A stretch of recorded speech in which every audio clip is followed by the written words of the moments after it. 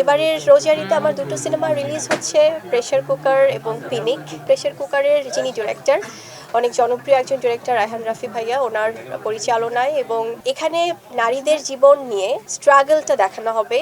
এবং আমি আশাবাদী যে এরকম ধরনের সিনেমা বাংলাদেশ ফিল্ম ইন্ডাস্ট্রিতে এখন পর্যন্ত হয়নি। কারণ প্রথমত এটা নারী কেন্দ্রিক সিনেমা তো অনেক হয়েছে আমাদের ফিল্ম ইন্ডাস্ট্রিতে, কিন্তু এখানকার যে জীবনগুলো দেখানো হবে সবাই সবার সাথে রিলেট করতে পারবে।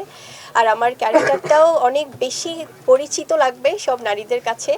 তাদের অনেক চাওয়া না পাওয়া, ক্ষোভ, দুঃখ, ভালোবাসা সব কিছু মিলিয়ে, বেশি কিছু বলবো না, সেটা আমাদের ডিরেক্টররাই বলবেন। আরেকটি যেটি পিনিকের ডিরেক্টর হচ্ছে জাহিদ জুয়েল ভাই, ওনার প্রথম সিনেমা, ভীষণ থ্রিলার বেসড একটি সিনেমা হতে যাচ্ছে পিনিক। আমার মনে হয় দর্শকরা টান টান উত্তেজনা নিয়ে আসলে সিনেমা হলে এটা উপভোগ করবে।